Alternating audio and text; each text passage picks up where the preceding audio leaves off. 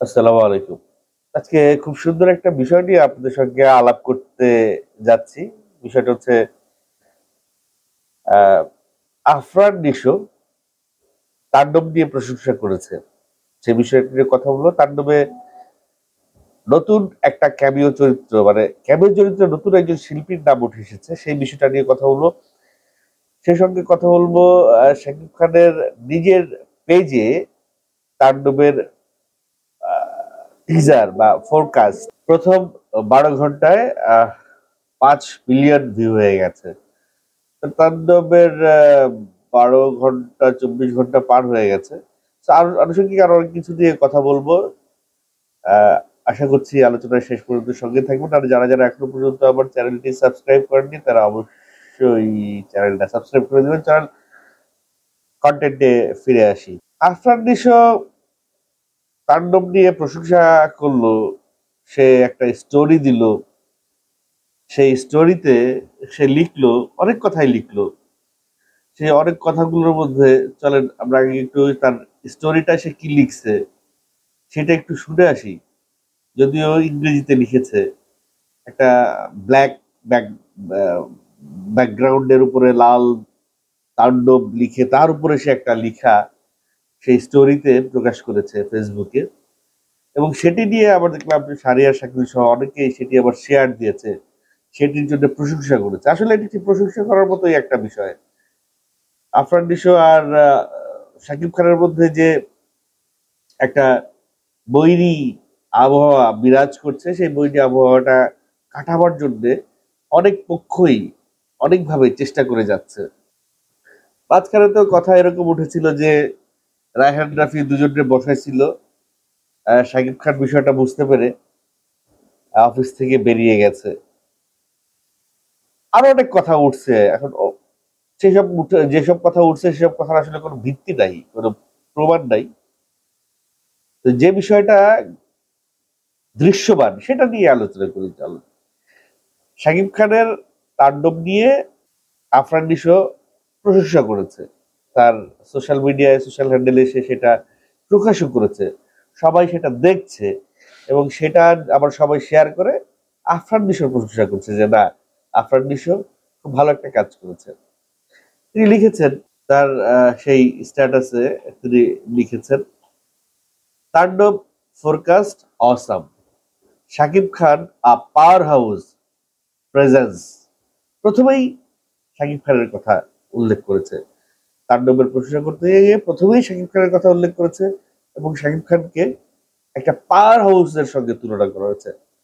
Power house মানে বুঝুন তো, পাওয়ার হাউস হচ্ছে গিয়ে এমন একটা হাউস যে হাউসে পাওয়ার উৎপাদন হয় এবং সব জায়গায় সেই পাওয়ারটা বিলিয়ে দেয়, যেটাকে আমরা বিদ্যুৎ কেন্দ্র বলি। বিদ্যুৎ উৎপন্ন হয় এবং বিভিন্ন বিশাল একটা এরিয়া সেই পাওয়ার হাউসের বিদ্যুতে চলে। তো শাকিব খান একটা big power house, power house presence tremendous. Raihan রাফির প্রশংসা করেছে, visionary direction that elevates the entire project. Consistent Shahriar শাকিলের ধৈর্যের প্রশংসা করেছে, steady force behind ensuring excellence.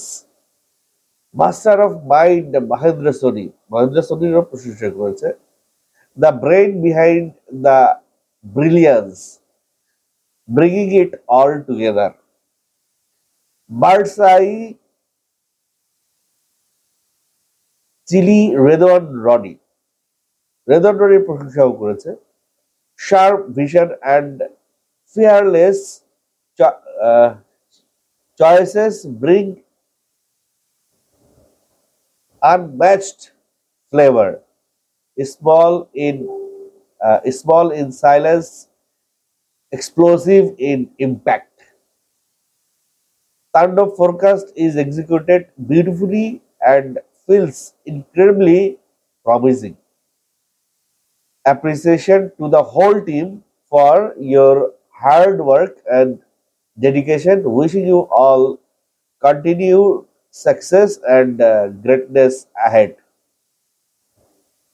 So একেবারে তাণ্ডব টিমের সঙ্গে যারা যারা জড়িত সবারই প্রশংসা করেছে আফরান নিশো। এখন কথা হচ্ছে, হঠাৎ আফরান নিশো তাণ্ডব সিনেমা নিয়ে কেন এত প্রশংসা করলো? এই ঈদে ইনসাফও তো আসতেছে, এই ঈদে টগর আসতেছে, এই ঈদে এশা বার্ডার আসতেছে, এই ঈদে আহ, আরো অনেকগুলো সিনেমা আসতেছে এই ঈদে। অন্য কোনো সিনেমা নিয়ে কিন্তু আফরান নিশো কিছু বললো না। কারণ একটা হইতে পারে যে অন্য কোনো সিনেমার ফোরকাস্ট তো এখনো রিলিজ হয় নাই, বলার কি আছে। এখন কথা হচ্ছে যে অন্য সিনেমা নিয়ে আদৌ বলবে কিনা, অন্য সিনেমার ফোরকাস্ট বা টিজার এখনো রিলিজ হয়, রিলিজ তো হবে, তখন বলবে কিনা। যদি না বলে, তার মানে স্পেসিফিকলি শাকিব খানের সিনেমাকেই প্রশংসা কেন করা হচ্ছে, অন্য সিনেমার প্রশংসা কেন করা হচ্ছে না, এরকম একটা স্পেস কিন্তু ক্রিয়েট হয়ে যেতে পারে। যাই হোক, ওই আলাপে পরে আসি।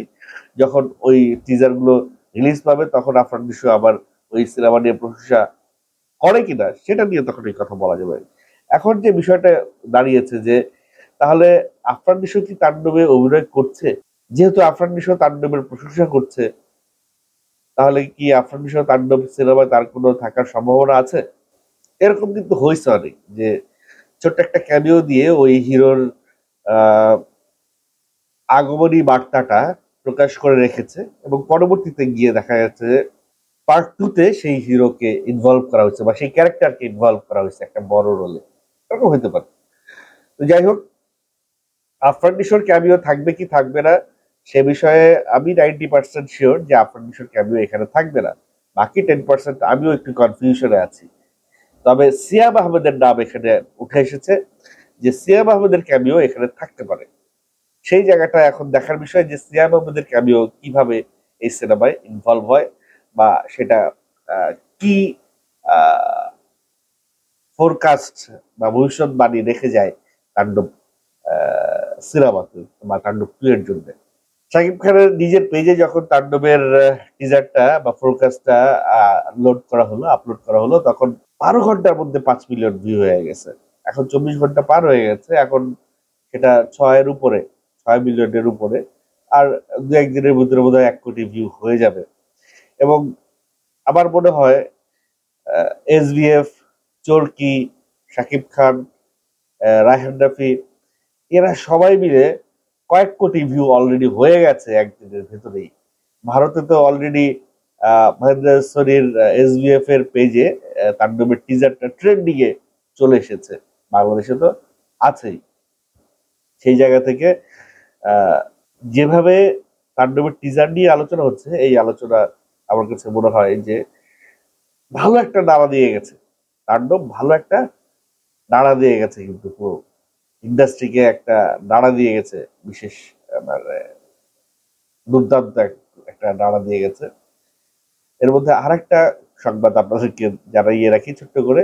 আরিফিন শুভ শাকিব খানের সেই টিজার বা ফোরকাস্টের যে পোস্ট করেছে, সেটা নিচ্ছে আরিফিন শুভ একটা কমেন্ট করেছে সুন্দর, যে আমরা এগিয়ে যাচ্ছি এবং যাব একসাথে।